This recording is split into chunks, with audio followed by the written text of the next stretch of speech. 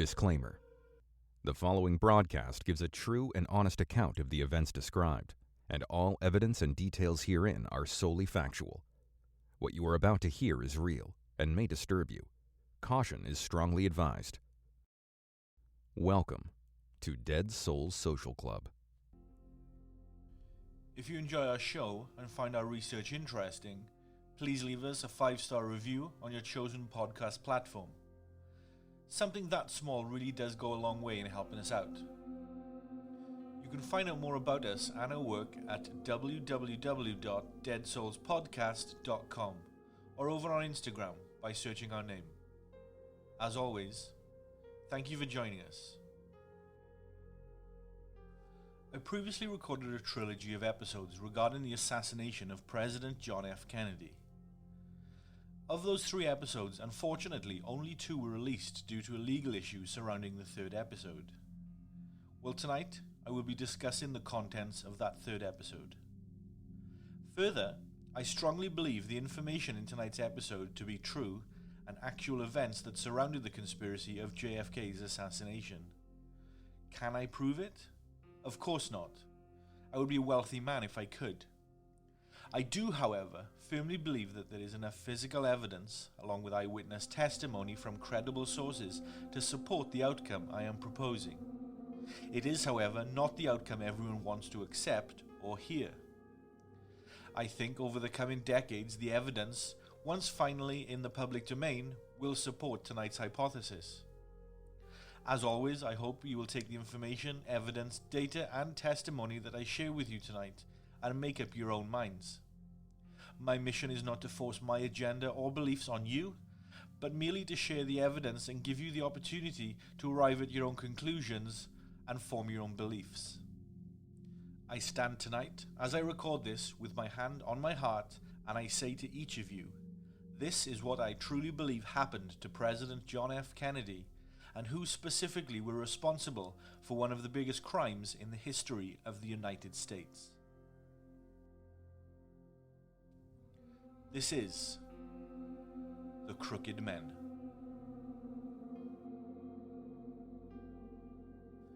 History. What is it? The Cambridge Dictionary defines it as the study of, or record of, past events considered together, especially events of a particular period, country, or subject. Merriam-Webster, for my friends over the pond, gives us the following definition of history. A chronological record of significant events, such as those affecting a nation or institution, often including an explanation of their causes. And finally, the experts over at Oxford University state that history encompasses the academic study of the past of the human race, stretching back as far as the earliest written records. You guys know this though. We all know what history is. Hell, we probably all studied it to some degree in our schooling.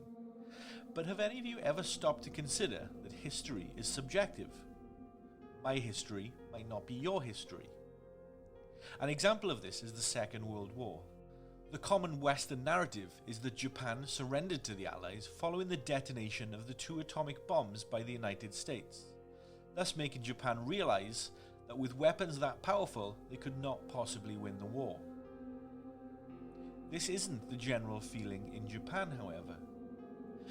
Japanese historians will tell you that Japan had already decided to surrender to the Allies prior to the atomic bombs being dropped. They aimed to save the lives of many of their citizens and also to avoid a mass ground war on their mainland. Japanese historians will say that the reason the Americans dropped the atomic bombs was to demonstrate to the Soviet Union the level of power that the United States had in order to prevent a further war with Russia, which was looming on the horizon even at that time. 2 different scenarios where the outcome and events were exactly the same, but the context and reasoning are completely different. History is riddled with this. You ever hear the phrase, history is written by the winners? That's true to a point, but there is a history actually written by the losers too, if you search hard enough. If you have some spare time, Google this phrase, the myth of the clean Wehrmacht. This will turn up some reading material regarding the generally accepted notion, particularly in Germany, that the Wehrmacht, or the regular German army, were not involved in the Nazi atrocities during the Second World War. That in fact, the horrific actions against the Jews and the evil war crimes were all conducted by the SS and hardline Nazis. German General Franz Halder was a key player in the perpetuation that the Nazis were the bad guys, but the regular German army were just fighting for their country's freedom, most honourably. General Halder submitted this opinion in a memorandum to the Nuremberg trials in November 1945. German field marshals Walter von Braunschitz and Erich von Manstein co-signed the views of the memorandum, as well as a number of other senior German army officials. This has become the general consensus in Germany, and it's a way that many Germans who had family members partake in the war are able to accept the actions of their relatives and distance themselves and family from the evil Nazis. The only problem with this widely accepted view is that it's pure bullshit. It was created by the United States intelligence services, in particular General William J. Donovan of the OSS. At the end of the Second World War, Donovan viewed the Soviet Union as a global threat to world peace. He felt the world was heading quickly towards another global conflict. Donovan served as a deputy prosecutor at Nuremberg, and he and some other US representatives believed the trials should not proceed. He felt that America should secure Germany as a military ally against the Soviet Union in the growing Cold War, and to do this, he wanted to portray the German army in a positive light. So, he aimed to separate them from the evil Nazis in the eyes of the public. Baron Maurice Hankey, advisor to Winston Churchill, also felt the same way, and thus the United States and the United Kingdom, as they always do, manipulated history for their preferred outcome. The true story, of course, is that the German army, the Wehrmacht, were just as guilty, just as involved in the Holocaust and inhumane war crimes as the SS were, and there is significant evidence to support that. The first book to talk about this was in 1969. Manfred Messerschmidt published a book on the ideological indoctrination in the Wehrmacht titled Die Wehrmacht eine Staat seit der Indoktrination. While the book did not deal with specific war crimes directly, it did challenge the popular claim of an apolitical Wehrmacht that had largely escaped Nazi influence. I will add a list of further reading into this subject on our website. If you head over to www.deadsoulspodcast.com/history, and I'll add a bounty of reference materials for you to refer to there. Whilst this is a fascinating subject in its own right, this isn't the topic we are talking about this evening. It's a small deviation to get you guys to think about history, and to think just how much we really know, and how much of accepted history is opinion, or the suggested narrative from a government perhaps. Know this: historians have different versions of history from writing the events in a particular time because each has their own perceptions of it. They may use different historical sources, choose a particular focus, and interpret facts in a different way from one another. They may also have a bias based on any number of factors. You'll often find historians argue over the accepted story, and what they want to agree is the accepted narrative. It doesn't mean, of course, what they agree on actually happened in the way they agree on, though. Take historians who study ancient Egypt, for example, or pre-15th century South American civilizations, or even some Native American tribes. There are ongoing ferocious debates, and those are just 3 examples. These issues reflect a lot of problems the general public are having with mass media in our current day and age. There is often skepticism over agenda.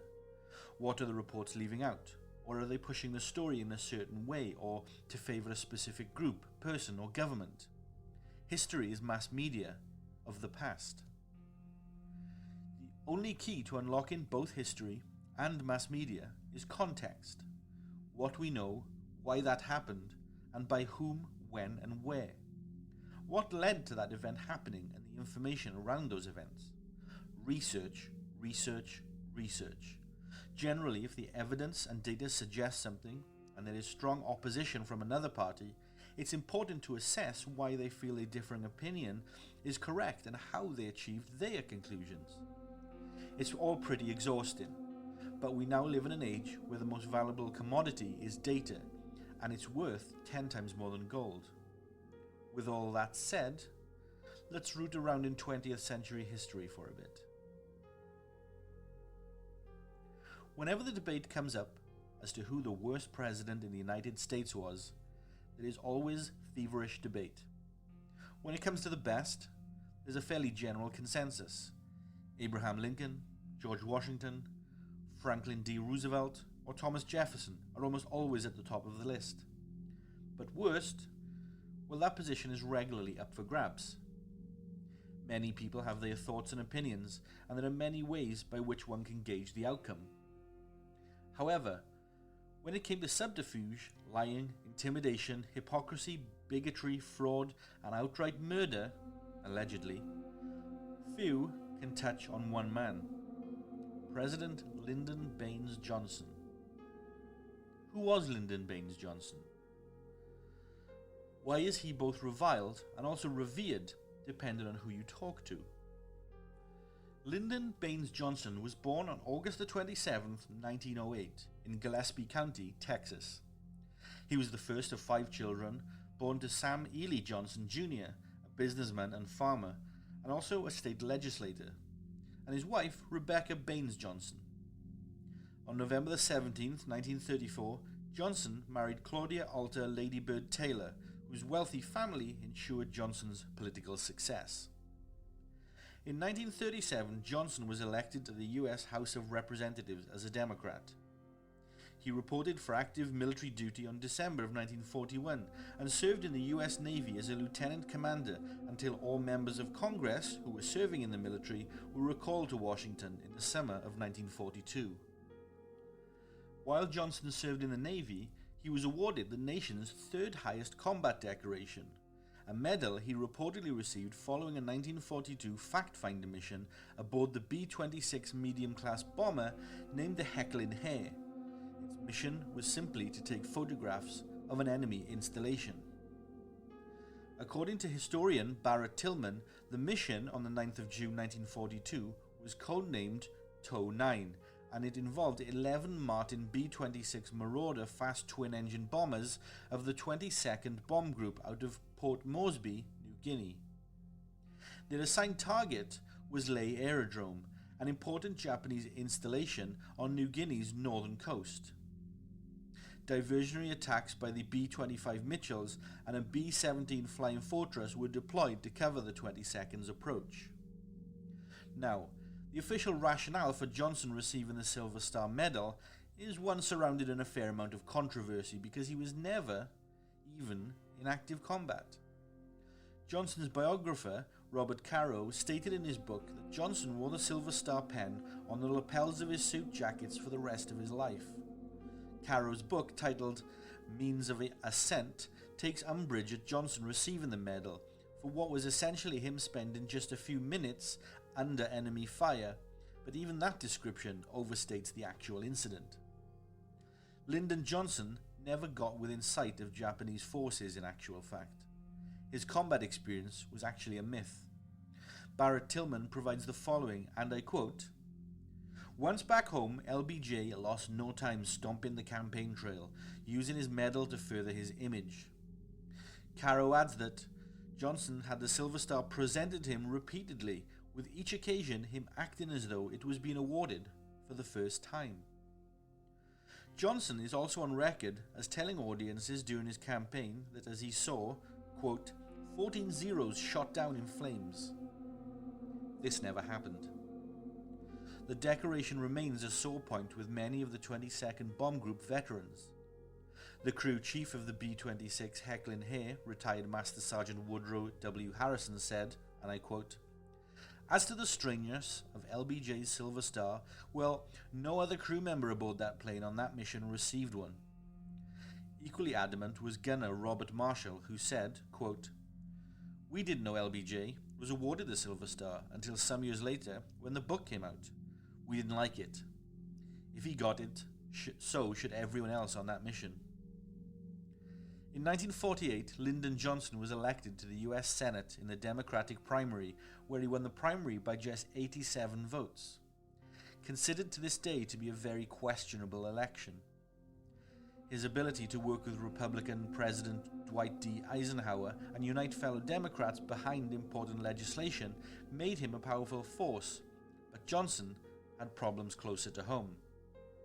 Namely, a sister by the name of Josepha Johnson, a sister who happened to hate Lyndon Johnson and his entire family. According to multiple biographers and independent investigators, I refer you back to our website for a full list of sources, deadsoulspodcast.com/history. Josepha Johnson, who was divorced twice, became a prostitute and drug addict. Behaviors which posed significant risk in those days to the family's name, reputation, and their credibility in both federal and state politics.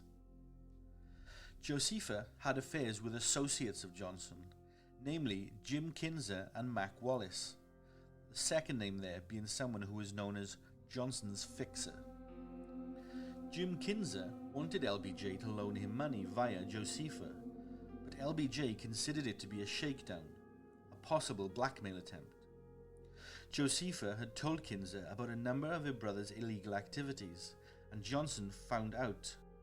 So on October the 22nd, 1951, Mac Wallace shot Kinzer, which helped Johnson in keeping Kinzer quiet.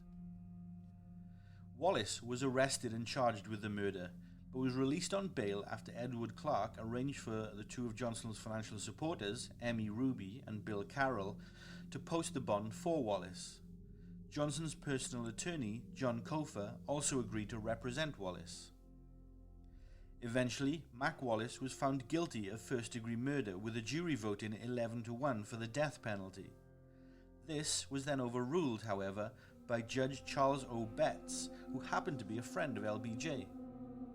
Instead, it was announced that Wallace would serve a sentence of 5 years imprisonment.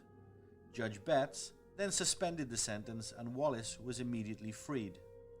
A man found guilty of first-degree murder just let go. Additionally, it's worth noting that at the time in Texas law, the jurors in a trial had to agree to the judge's sentence. In this case, all of the jury agreed to the amended outcome unanimously, even though it was dramatically different to what they initially set down. According to journalist and researcher Bill Adler of the Texas Observer, a large number of the jurors telephoned John Kinzer's parents to apologize for agreeing to a suspended sentence, but said that they did so because threats had been made against their lives and their families' lives. Now, let's talk about a man called Billy Sol Estes, which is another point of interest in LBJ's background and someone who Johnson was connected to. Estes cut a lucrative deal with LBJ. Estes ran a scam using federal agricultural subsidies.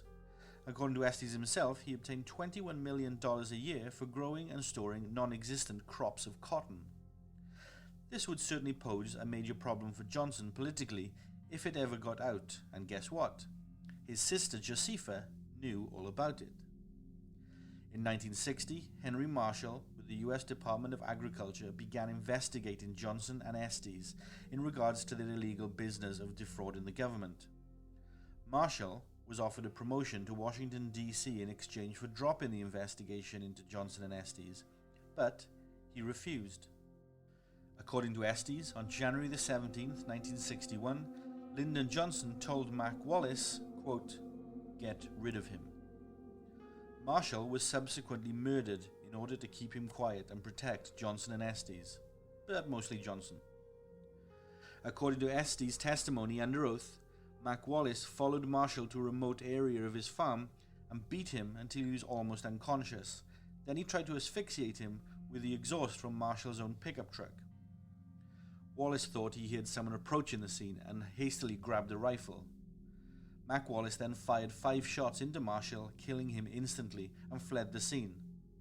Messier than he had wanted.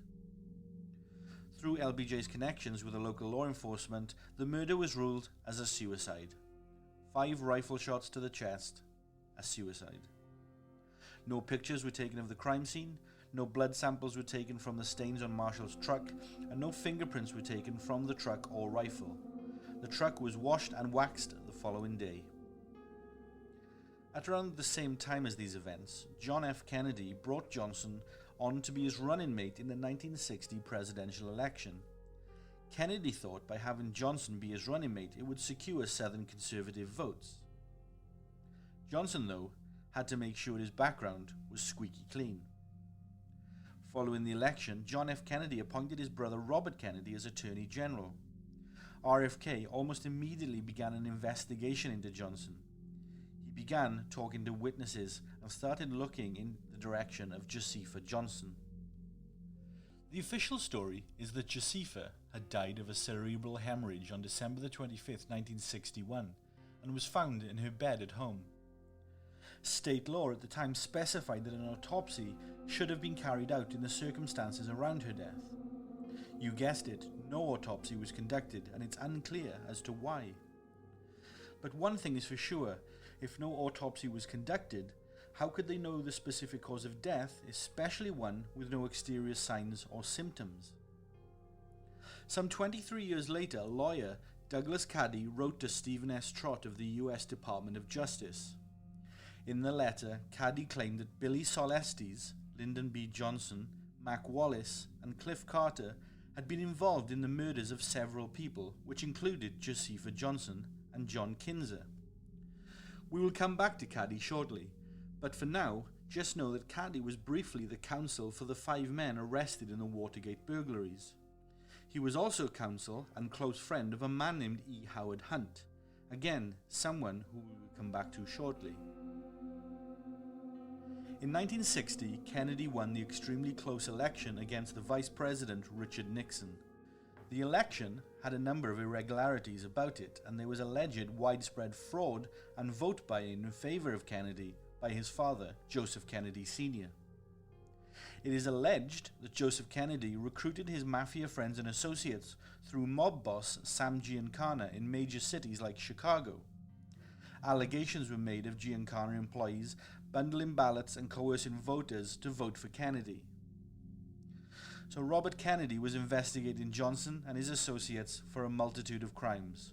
Johnson was backed into a corner, and as he knew the investigators had full Democrat support in Congress, mainly from members who hated Johnson. It's worth noting that after JFK was killed on November the 22nd, 1963, all of these investigations went away. We know that Kennedy was shot and killed while riding in the presidential motorcade in Dallas, Texas. Johnson, being the vice president, was sworn in as president later that day aboard Air Force One. It was also no secret that Johnson hated John Kennedy. The 2 men were polar opposites, and Johnson despised the Ivy League snotty and showy personality that Kennedy gave off. Johnson hated the fact that he had gone from one of the most powerful men in Washington, D.C., to a neutered and reduced shadow of himself, kept tightly under control by the Kennedy brothers. Johnson was also aware that due to Bobby Kennedy's investigations into his business dealings and questionable behaviors, that JFK planned to drop Johnson from the 1964 presidential ticket. Johnson's power was waning. But now, none of that was a problem anymore. Johnson was president. Defeating Republican candidate Barry Goldwater by more than 15 million votes in the 1964 presidential election, Johnson then introduced a slate of new reforms, which he said would build a great society for all Americans. Johnson was looking to run for re-election, and he needed to secure the black votes, many of who were not yet convinced by Johnson, even though he had implemented the Civil Rights Act of 1964. Johnson also began working on his Great Society program to ensure that black African Americans would have a good reason to vote for Democrats in the future. His plan was to have American taxpayer money dispersed primarily among the black community in particular, but also poor white citizens who were all generally impoverished and less educated. However, the expansion of government and a strategy focused on handouts that discouraged self-improvement caused more harm than good and ultimately did not help the poor. Project 21 spokesman Derek Green said in a 2014 quote, "5 decades later, after President Johnson initiated the war on poverty, America remained at around the same percentage of people still living in poverty as it did back then. In 1964, the poverty rate was approximately 19%, and today it's still around 15%. Statistics such as these demonstrate the war on poverty was a continually mismanaged disaster," Green added.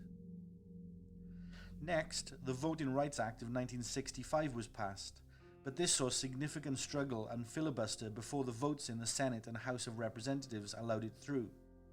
Despite Johnson's ego and disinterest in people in general, he did manage to do some other things that did help Americans. Things such as the Social Security Amendments Act of 1965, which created Medicare and Medicaid. He re-emphasized JFK's position of supporting NASA's Apollo program and made it a national priority in 1967. He nominated black civil rights lawyer Thurgood Marshall to the U.S. Supreme Court, and he passed the Gun Control Act of October 22nd, 1968. Much of these positives, however, was seen as little more than being for political optics. Lyndon Johnson stated publicly that he would, and I quote, "not send American boys to do what South Vietnamese boys should be doing for themselves." Johnson then did the opposite. The Johnson family, along with Secretary of Defense Robert McNamara's family, were heavily invested in the military industry. Johnson and his wife Lady Bird were investors in Bell Aircraft that made the UH-1 Iroquois Huey helicopter, among others. McNamara owned massive stock in the Ford Motor Company, which were making military vehicles. Many others on Capitol Hill were also big investors in the war industry. So there was more than a whiff of hypocrisy when politicians voiced opposition to the war in Vietnam. On August the 7th, following the engineered Gulf of Tonkin incident, Johnson brought the United States officially into a war that would last until 1975 and see over 52,000 American troops killed. Investment portfolios exploded as the war industry went full throttle to supply the military. Johnson, McNamara, and others made a significant amount of money from the war. Johnson and his wife also owned Lady Bird Manufacturing Company. They were manufacturers of military ammunition, which they sold globally, including to the North Vietnamese military, who then used the ammunition against US soldiers. When this was reported at the time, the organization's defense was that the ammunition was sold on via third parties and out of their control. According to some of Johnson's detractors, the wealth he gained from his military business interests is one of the many reasons why he wanted the war to continue. There are also multiple allegations that he received kickbacks from other large military manufacturers who were invested in the war. I will add here that these are simply allegations. I haven't been able to find solid evidence to support the kickback allegation, only comments from observers, shall we say. I just want to ensure I'm clear about this. What is on record and evidence, though, is that Johnson invested in several companies, namely Day and Zimmerman, who were awarded the government construction contracts to build air bases such as the United States Air Force Base in Korat, Thailand, among others. When Johnson died on January 22nd, 1973, he was worth around $100 million. To convert that into current financial figures, it would equate to just short of $1 billion today. For those listening at a future date, this conversion is as per September 2023. On August 9, 1984, Billy Sol Estes' lawyer Douglas Caddy, who we mentioned earlier, wrote to Stephen S. Trott of the U.S. Department of Justice. In his letter to Trott, he stated, quote, "Mr. Estes is willing to testify that Lyndon Baines Johnson ordered the following killings and that he transmitted his orders through Cliff Carter to Mac Wallace, who then executed the murders. Mr. Estes was a member of a 4-member group headed by Lyndon Johnson, which committed criminal acts in Texas in the 1960s. The other two, besides Mr. Estes and LBJ, were Cliff Carter and Mac Wallace. Mr. Estes is willing to disclose his knowledge concerning the following criminal offences. Number 1, the killing of Henry Marshall. Number 2, the killing of George Krutliak. Number 3, the killing of Ike Rogers and his secretary, Harold Orr. Number 5, the killing of Coleman Wade. Number 6, the killing of Josepha Johnson. Number 7, the killing of John Kinzer. And number 8, the bombshell, the killing of President John F. Kennedy. In the cases of murder numbers 1 through 7, Mr. Estes' knowledge of the precise details concerning the way the murders were executed stems from conversations he had shortly after each event with Cliff Carter and Mac Wallace. In addition, a short time after Mr. Estes was released from prison in 1971, he met with Cliff Carter and they reminisced about what had occurred in the past, including the murders. During their conversation, Carter orally compiled a list of 17 murders which had been committed, some of which Mr. Estes was unfamiliar with. A living witness was present at that meeting and should be willing to testify about it. He is Kyle Brown, recently of Houston and now living in Brady, Texas. Mr. Estes states that Mac Wallace, whom he describes as a stone killer with a communist background, recruited Jack Ruby, who in turn recruited Lee Harvey Oswald. Mr. Estes says that the Mafia did not participate in the Kennedy assassination, but that its participation was discussed prior to the event but rejected by LBJ directly, who believed if the Mafia were involved, he would never be out from under their blackmail. Strangely, Mac Wallace himself was killed in a suspicious car accident in 1971. So let's hold on for a second. Lyndon Baines Johnson was behind the assassination of President John F. Kennedy. So other than the testimony before a Robertson County grand jury in Texas, which is what Estes ultimately underwent, what evidence or testimony do we have to entertain this notion? Well, let's jump right in. On June 19, 1992, former Texas Ranger and U.S. Marshal Clint Peoples told a friend that he had documented evidence that LBJ's associate, Mac Wallace, was one of the shooters in Dealey Plaza during the Kennedy assassination. He also confidently stated that he had information on the 18 material witnesses to the JFK shooting who all died within 3 years of the event. For transparency, I will list the names of all of the 18 witnesses on the webpage for this episode so that you can look into them all for yourself. Just head over to deadsoulspodcast.com/history. Fun fact. The London Times calculated the likelihood of all 18 witnesses dying within the 3 years of JFK's assassination. That figure was 1 in 100,000 trillion. Anyway, on June 23, 1992, just 4 days after revealing he had incriminating evidence against Mac Wallace and details of the 18 witnesses' deaths, Clint Peoples was killed in a mysterious one-car automobile accident in Texas. Maybe that was just a coincidence, though. Jumping back to LBJ, U.S. Air Force General Curtis E. LeMay stated that Johnson never did anything to benefit anyone in society, laws or otherwise, unless it specifically benefited him politically and personally. The only reason Johnson pushed to get the Welfare Act passed was to, quote, secure the black vote for Democrats forever, he said. On a side note, Madeline Duncan Brown, who was well known as being Johnson's longtime mistress for 20 years and died in 2002, vehemently claimed that her son Stephen was born out of that relationship with Johnson. This claim was supported by Barr McClellan, a lawyer who worked for Johnson's White House staff, who confirmed that he arranged personally regular payments from Johnson to Brown to support the upbringing of Stephen. The payments to Brown were made via a money laundering corporation account which Johnson held, named Brazos 10th. Brown stated this and McClellan confirmed. Brown also implicated Johnson in the conspiracy to assassinate President John F. Kennedy. She released her autobiography in 1997 via the University of Wisconsin's Conservatory Press. It's titled Texas in the Morning, The Love Story of Madeline Brown and President Lyndon Baines Johnson. The book appears to be out of print currently, but looking online, copies are selling for about $800, should you fancy.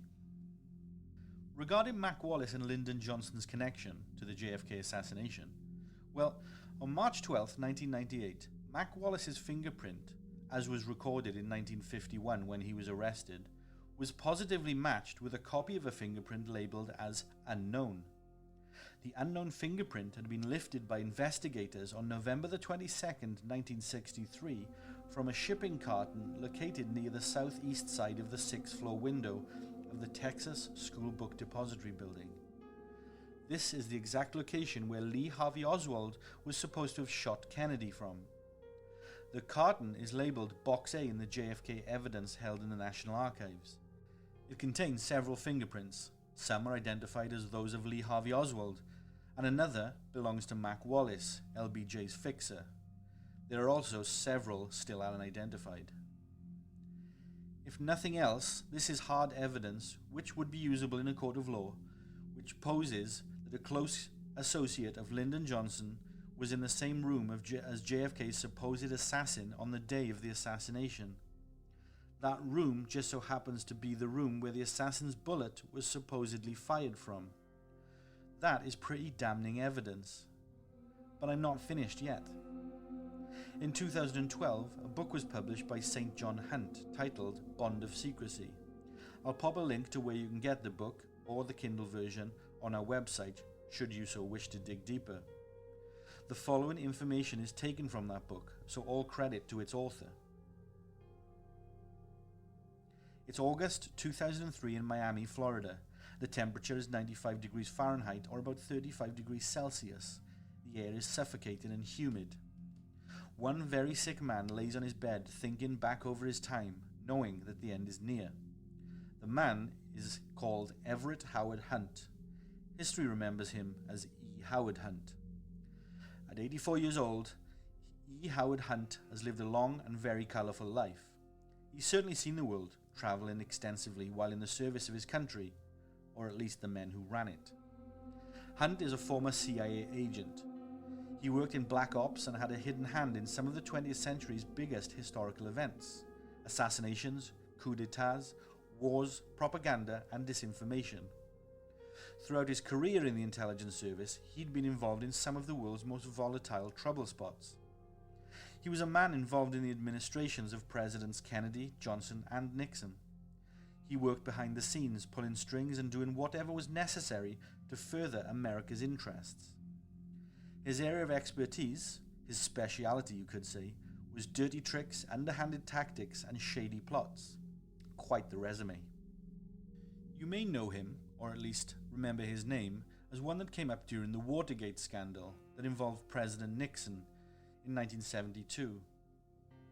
You'll recall I briefly mentioned him earlier also. Well, at this stage in his life, he has prostate cancer, which has spread into his jaw. His body is racked with pain from lupus, rheumatism, and gangrene. His left leg has been amputated, and a recent bout of pneumonia has left him weaker than ever. He also has fluid on the lungs that make him sound like a wheezing death rattle. He's not a stupid man. He knows that death lay just around the corner. Hunt's relationship with his elder son, St. John, wasn't always a good one. In fact, that's probably an understatement. St. John Hunt was a 20-year meth addict and a drug dealer for 10 of those years. By August 2003, though, St. John is clean and sober, and has been for a number of years. He's wanted to reconcile with his father for a while, but where to even start with the years of tangled drama that their relationship has behind them? Some background on St. John. He started off with the odds bet against him.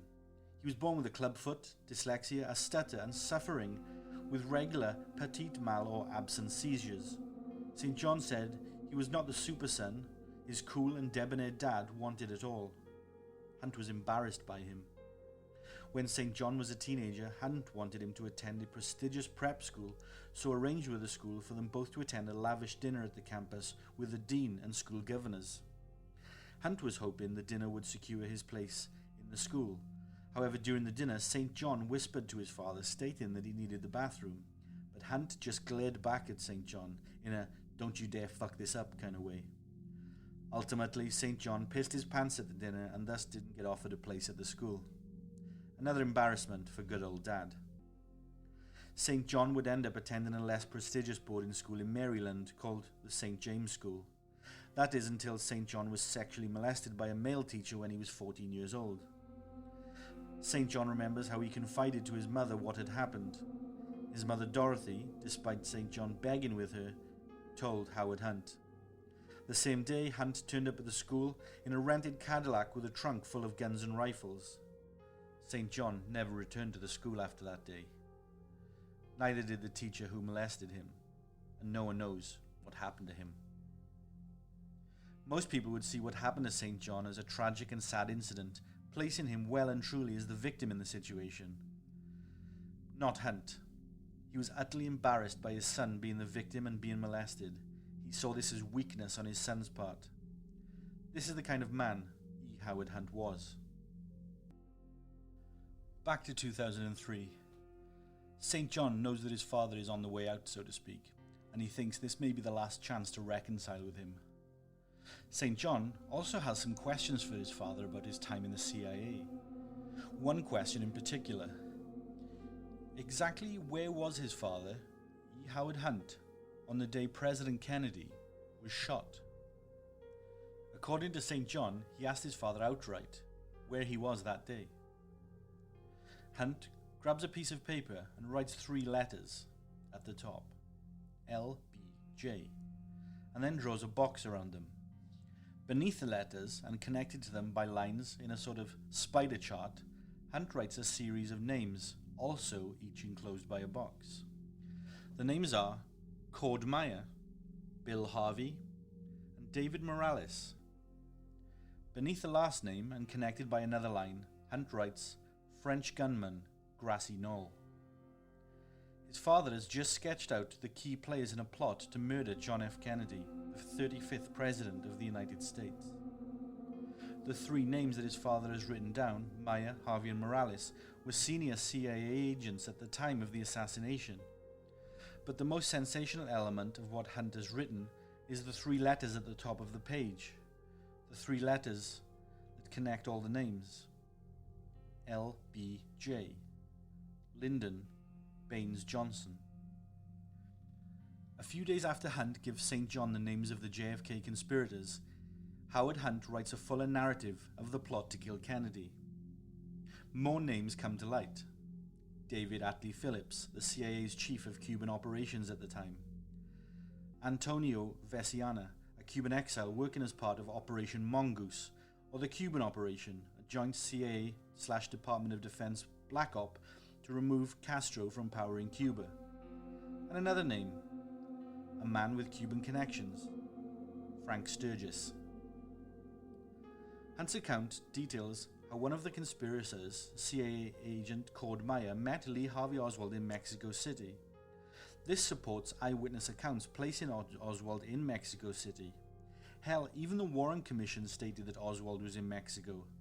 They say trying to obtain a visa to get into Cuba though, which never really made sense. According to Hunt, the plan initially was to kill JFK in Miami, but LBJ changed the itinerary to Dallas for personal reasons. Following up from the written account, Hunt also records audio tapes of him describing the plot and had them sent to St. John's, California address. Hunt has nothing to gain from his confessions. They are considered deathbed confessions. But Hunt doesn't die. Well, not in August 2003 anyway. In fact, Hunt doesn't die for another 4 years. His health actually improves, and he regrets sharing his secrets with his son. Hunt now wants the notes and his audio tapes back. St. John, obviously, in the ever so dysfunctional family, makes copies.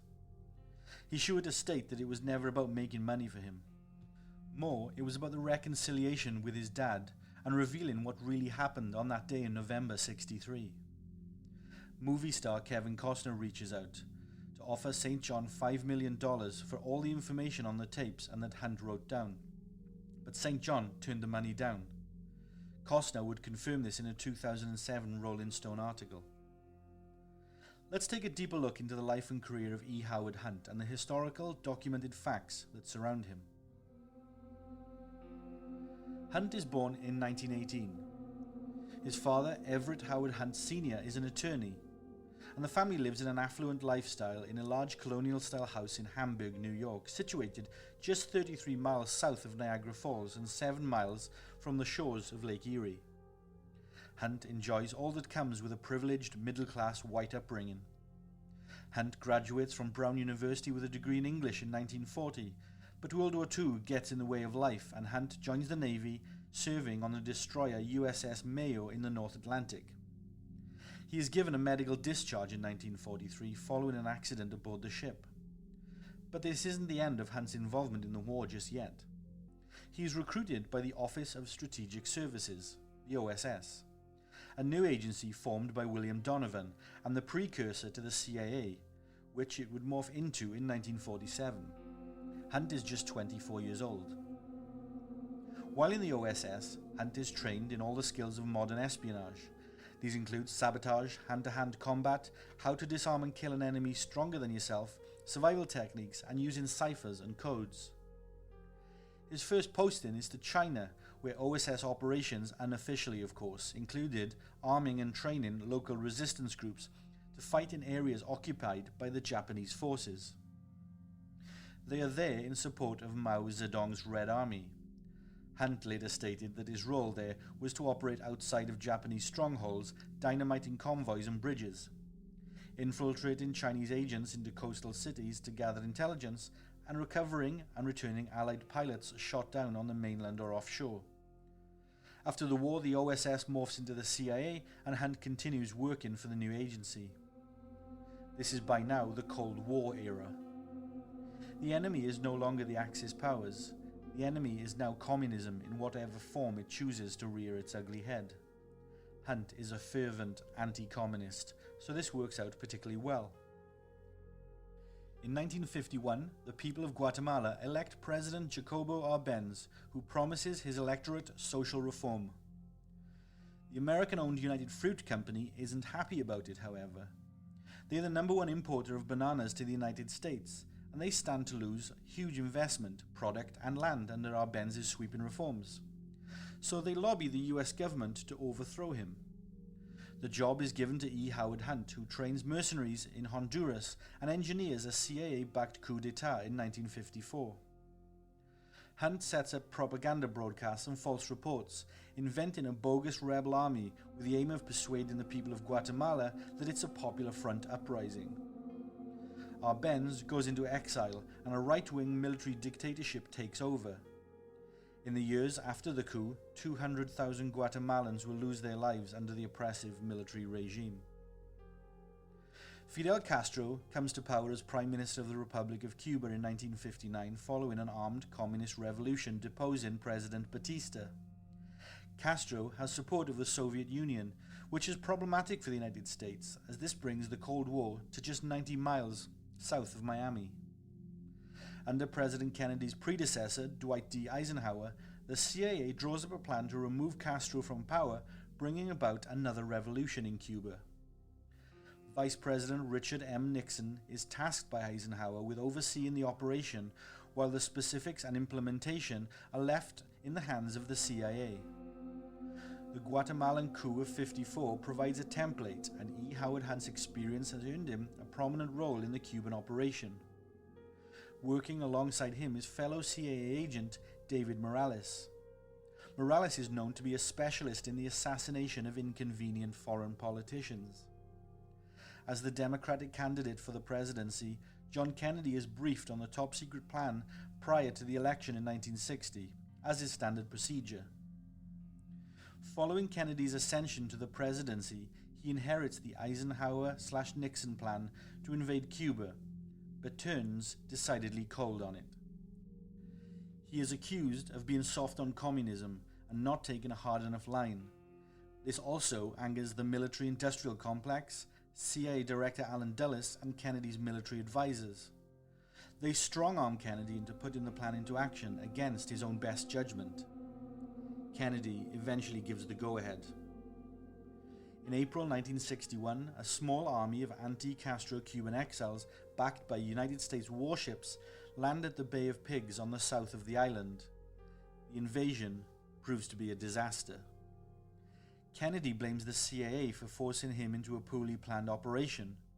The CIA blamed Kennedy for losing his nerve and failing to back up the invasion with air support and sufficient firepower. The anti-Castro exiles are left stranded and are sitting ducks for the Cuban army. The Bay of Pigs disaster alienates Kennedy in various circles, the military, intelligence, and many on Capitol Hill. Kennedy will then fire CIA Chief Allen Dulles. Other CIA agents fall foul of the purge too. Kennedy is quoted by the New York Times in 1966 as saying that he wants to splinter the CIA into 1,000 pieces and scatter it to the wind.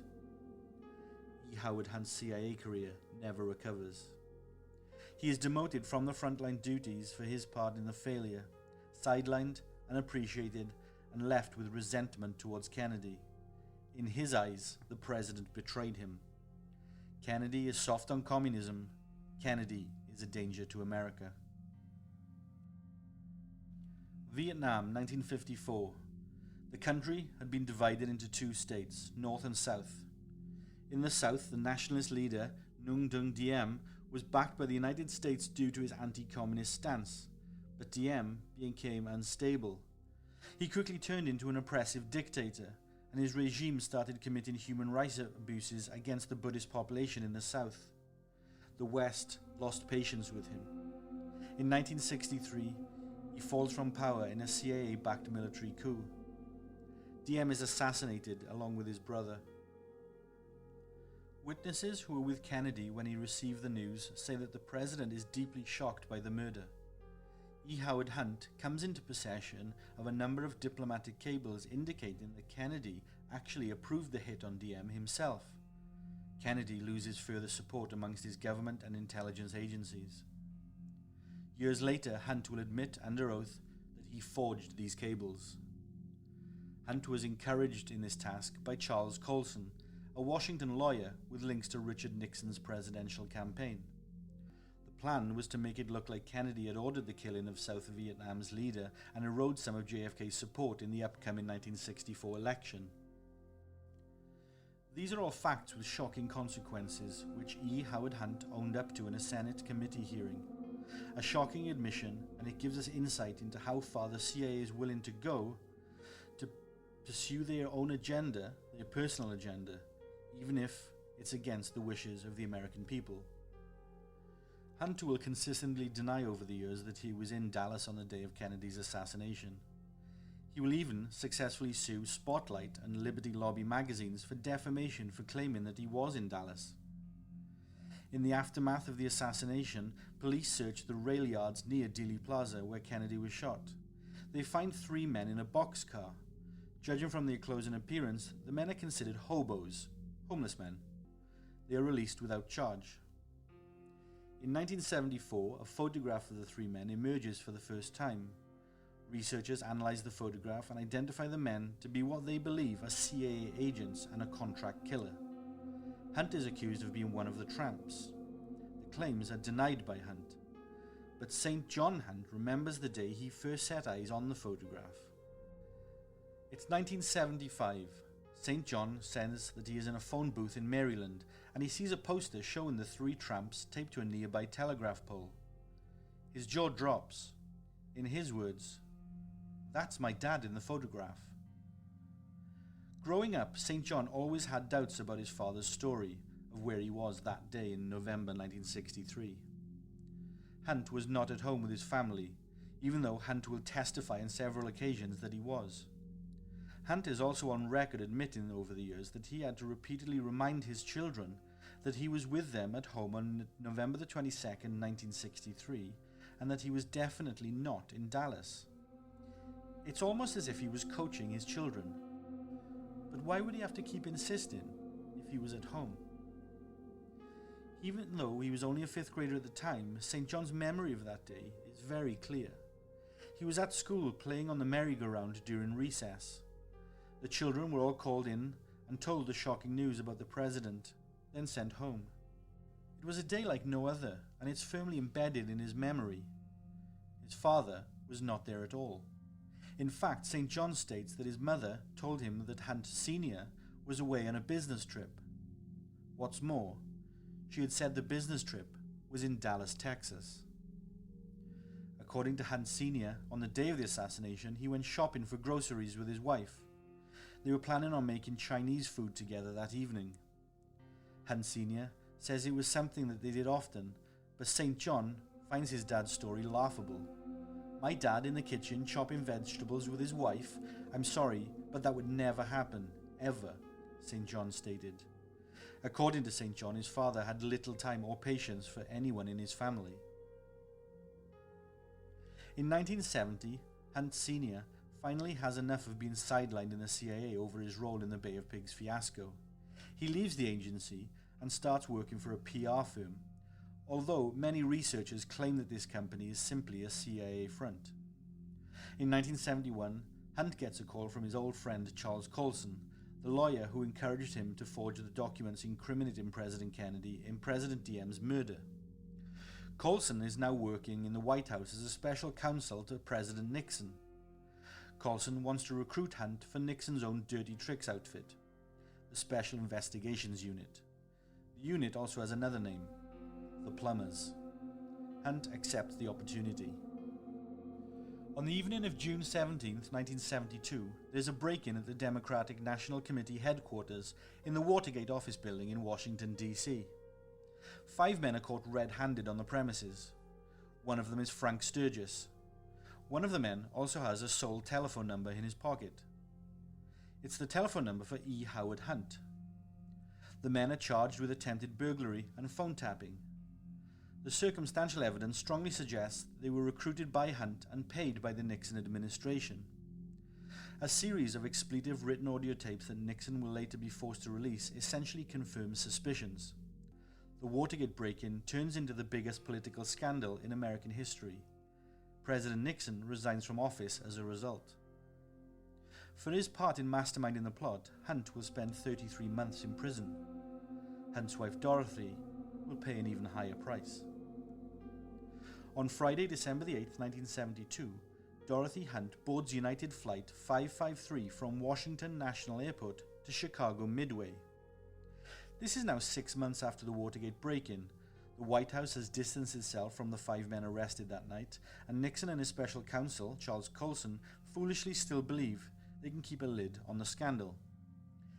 E. Howard Hunt is in a potentially powerful situation. He has already been indicted for his part in the crime. Hunt knows that he could be facing a lengthy jail sentence. Hunt has the power and could potentially reveal all, give up all the names of those involved in the scandal. After all, why should he take the rap and Nixon get to walk away?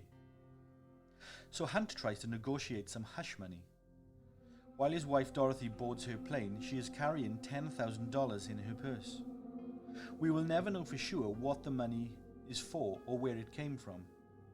But many have speculated that it was paid by the White House to persuade the arrested men to keep quiet. Hunt is unable to travel due to his indictment, so it seems likely that Dorothy was acting as a courier on his behalf. At least, that's what St. John believes. We will never know for sure, however, because at 2:29 p.m. local time, United Flight 553 goes down over a residential area, destroying 5 houses in a firestorm. 45 people would die. Dorothy Hunt is one of them. Official investigation blames the crash on pilot error, but many suspect the crash was deliberate and targeted. Dorothy Hunt was traveling in the company of CBS reporter Michelle Clark. The Hunts, it is suspected, were going to blow the whistle on the Watergate conspiracy, and Michelle Clark was working on an expose with their cooperation, until somebody, of course, put a stop to it. E. Howard Hunt dies on January the 23rd, 2007, at the age of 88.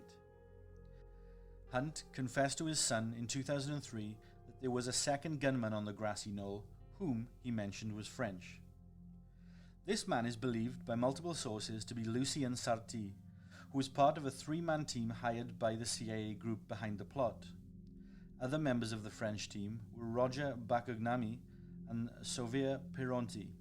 Corsican hired guns specifically brought in due to them having no links to the US, CIA, or any of its affiliates. Whilst these are just the claims of E. Howard Hunt, it's important to note that over a decade before Hunt revealed the facts about the assassination, or any names, an investigative journalist named Steve J. Revell began researching the assassination. In 1981, Revell met Christian David, the leader of a Corsican crime network in South America. David was awaiting extradition to France to stand trial for the murder of a policeman. David told Revell that Antoine Guerini, the Corsican crime boss in Marseille, had been given the contract by CIA men. David had turned the contract down as he considered the killing of a high-level US politician on US soil, which is all the info they were given initially, was too high-profile and dangerous. The contract was eventually taken up by a man named Lucien Sarti, a highly talented and experienced hitman.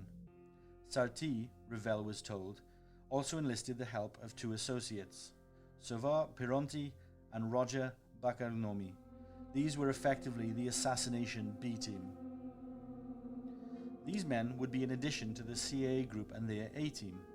CIA colleagues Cord Meyer, Bill Harvey, David Atlee Phillips and David Morales, as well as the man he claims was the instigator in the entire plot, Vice President Lyndon Baines Johnson.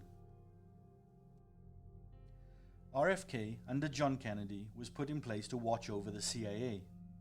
He insisted on regular briefings at CIA headquarters in Langley.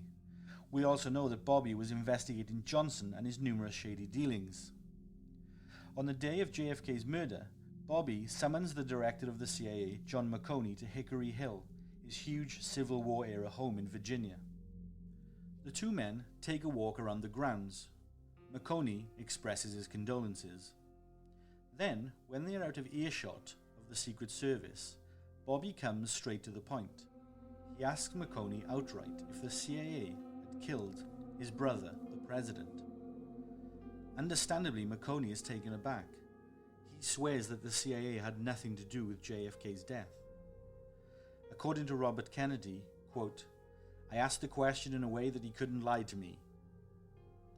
When McConey gives his version of the exchange, we begin to understand what Robert Kennedy means. McConey says that he gave his word as a man of faith, just like Robert Kennedy. He is a practicing Roman Catholic. The Attorney General has no choice but to believe him. John McConey may well have been telling the truth, though, as he understood it. It's possible that he simply wasn't in possession of the full facts. Some men, like E. Howard Hunt, although demoted, still remained inside the CIA and were still loyal to Allen Dulles. They held a grudge against the Kennedy brothers, that's for sure. John McConey wasn't old CIA. He was installed by Kennedy. Any plot within the agency would have likely been without his knowledge.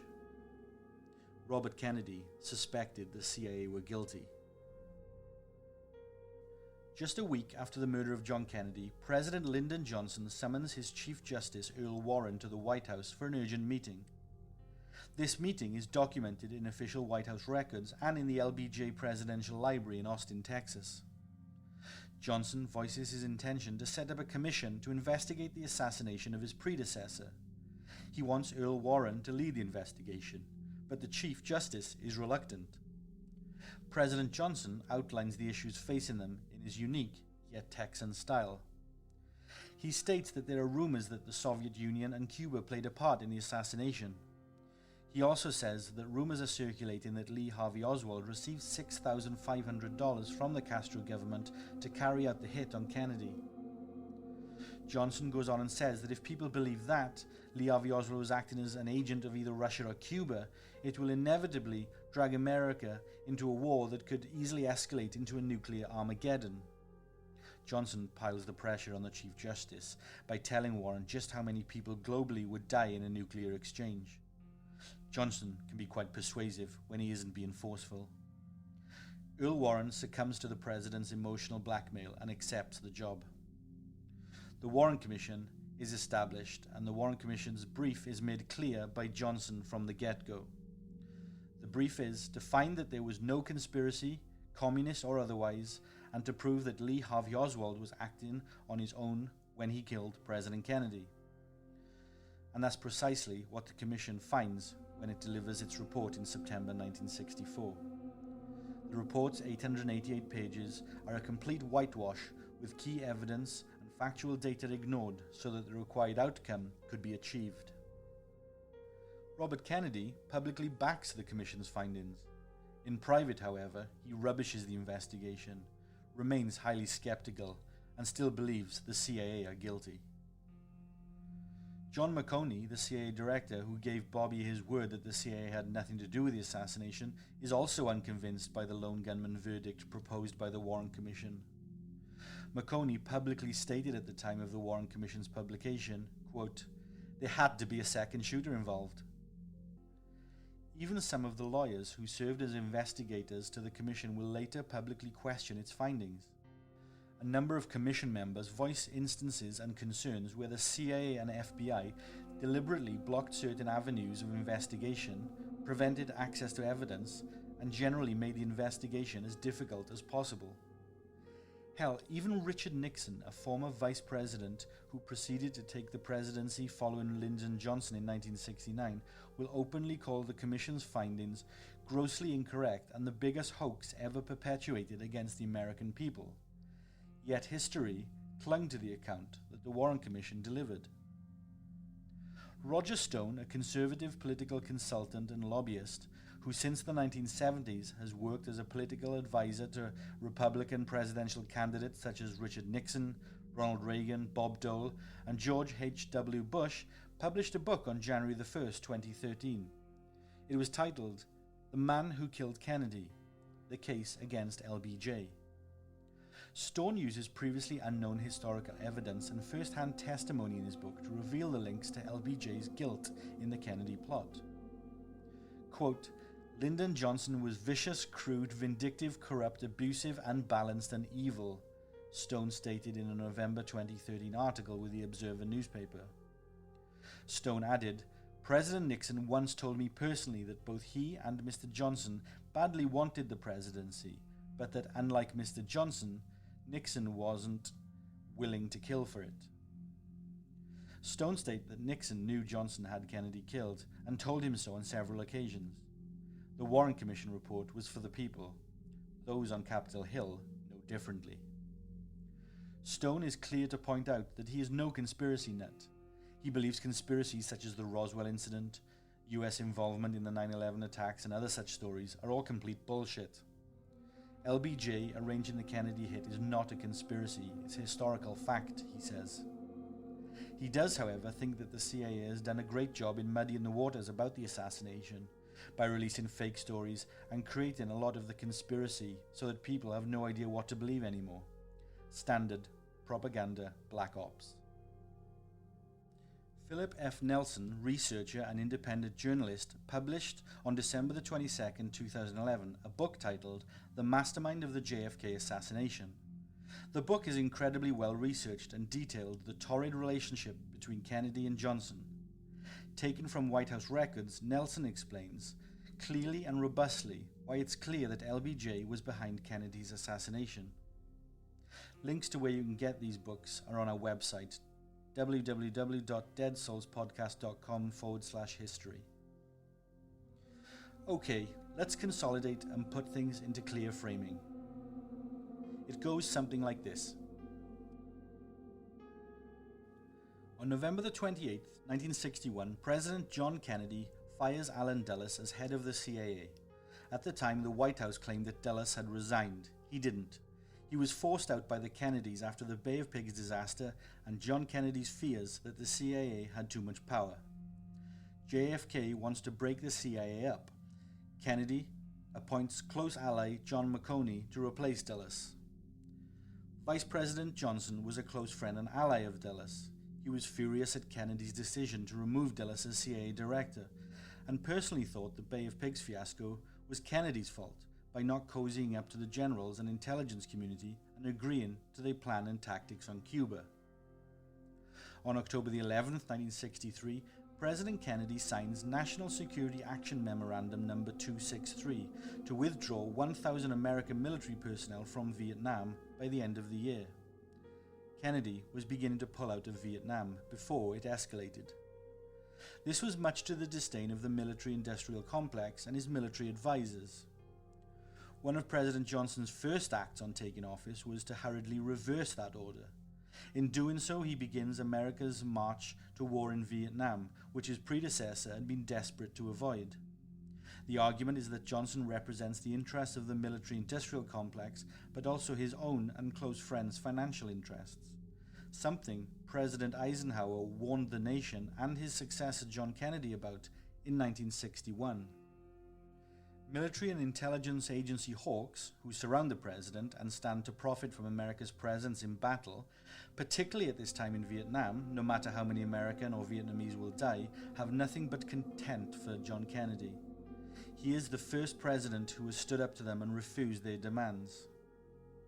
According to this thesis, Kennedy stood in the way of their militarist objectives, and so he had to go. The corrupt Johnson, with significant financial stakes in the military, will be more cooperative and palatable, as his immediate reversal of Kennedy's order shows. Add to this the rumor that Kennedy intends to drop Johnson from the ticket for the 1964 election, and Bobby Kennedy's investigation into Johnson's shady business dealings at the Justice Department, and you have Lyndon Johnson, a proud and once incredibly powerful man, backed into a corner.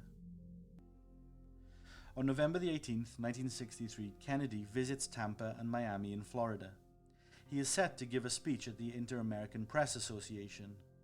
Prior to this, he is scheduled to take a motorcade trip through Miami in an opportunity to meet the people. The motorcade is cancelled at the very last minute by the Secret Service, however, after the Miami Police Department delivered an audio recording to the FBI and Secret Service, in which a man, identified by the informant who made the recording as Joseph Adams Miltia, who states that there is currently a plan in place to shoot President Kennedy from an office building with a high-powered rifle. Preceding this, three men, David Morales, Frank Sturgis, and E. Howard Hunt, meet up in a Miami hotel room in the summer of 1963. According to Hunt's account, it was Frank Sturgis who initially posed the question to him. The idea, the plot to kill the president. The plan had a codename The Big Event. The three men were loyal and close to Allen Dulles. Whilst evidence is only testimony and hearsay, it's likely that LBJ had raised the idea with Dulles, possibly via his fixer, Mac Wallace. The details were left up to the assassination team. After all, they had achieved the same mission quite easily in other nations. They were more than experienced and had all the contacts, military, government, mob, and foreign criminals. "You seem to have everything you need," Hunt claims that he initially responded with, "so why do you need me?" I would argue that we can take this reaction with a pinch of salt. Hunt assured in his hubris and how he wanted the account to play out, without a doubt. The further and lower down you go into the plot, the murkier and less clear things seem to be. For example, we know there was a three-man French B team positioned behind the fence above the grassy knoll. What's not so clear is who issued the contract and hired them.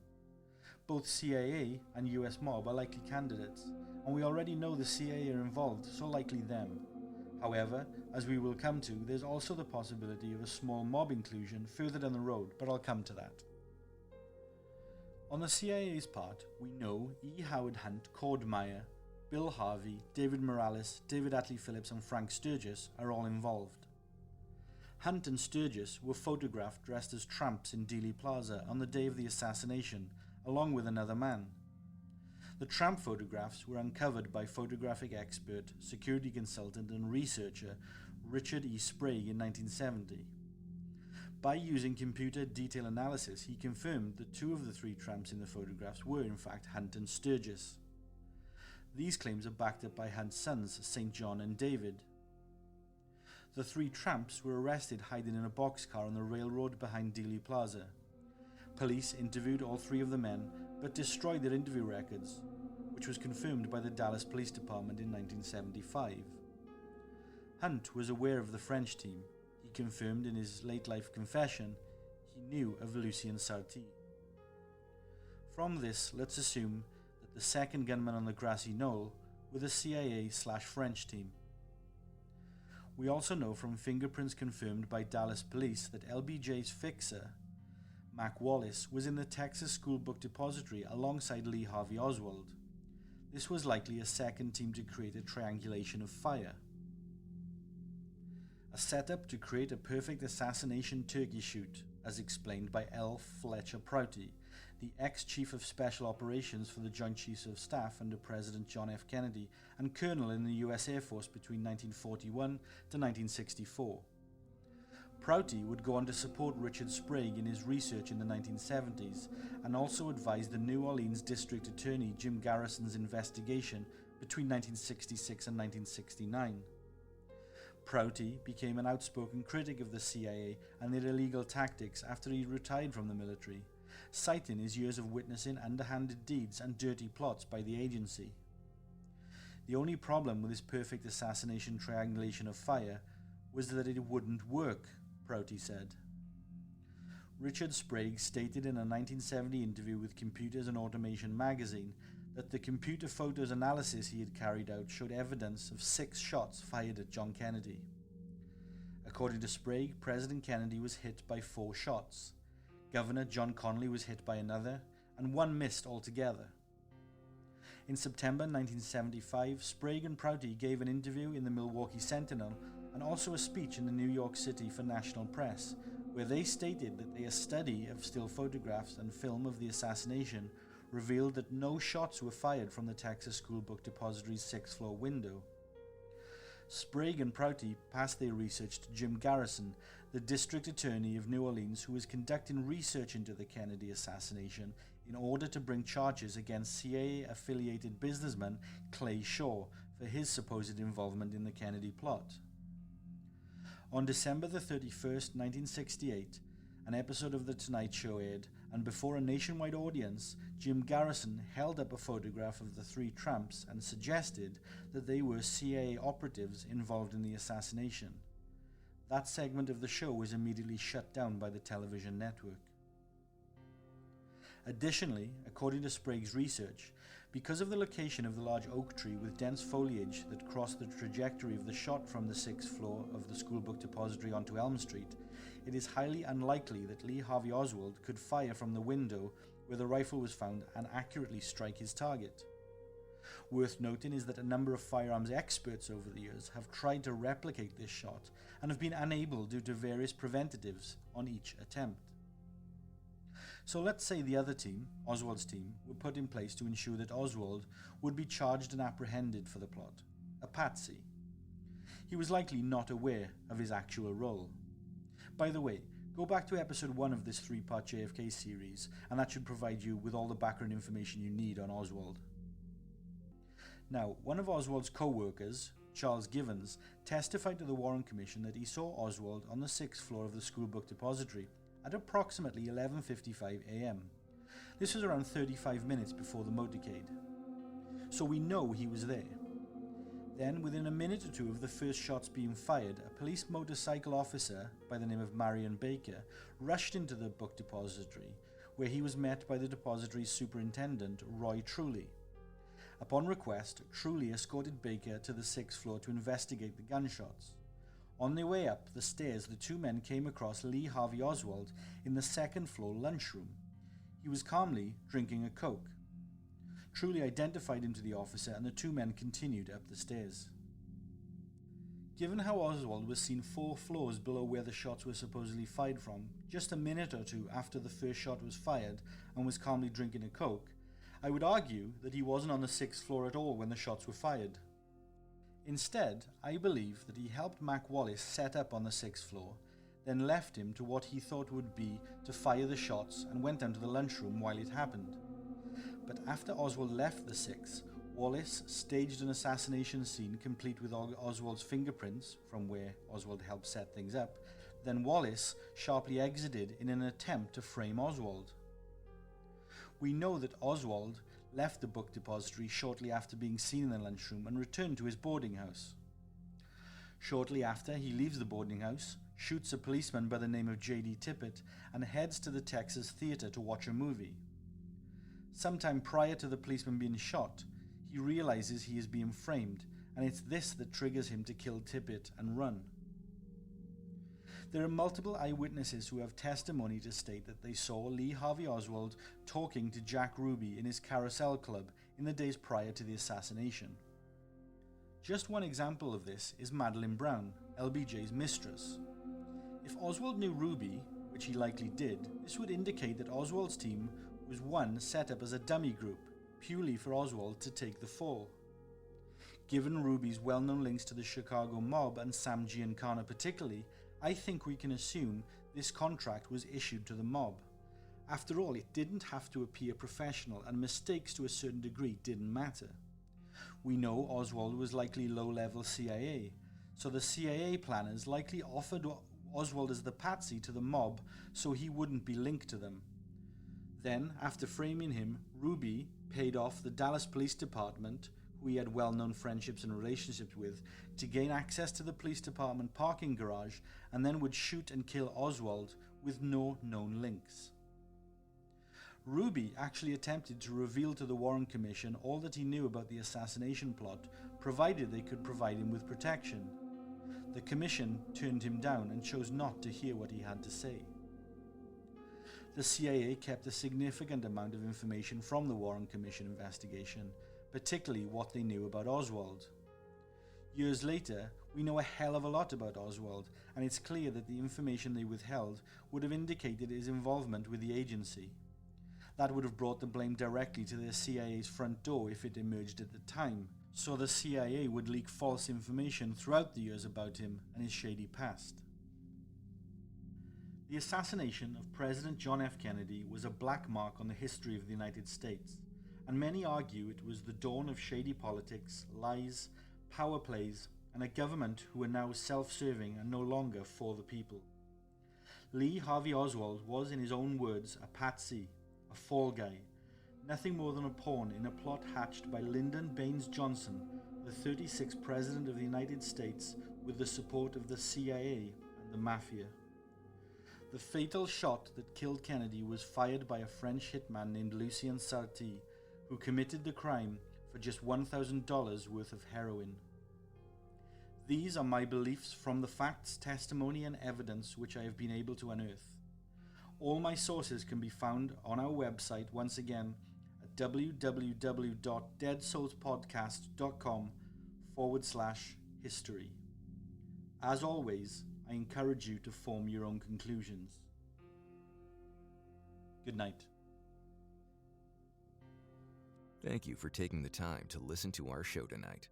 Be sure to leave us a 5-star review on your chosen podcast platform and subscribe to our show so that you never miss an episode. Our shows aren't sponsored by any company or corporation, so any support you can give us goes a long way in supporting the work that we do. From all of us here at Dead Souls, sleep tight.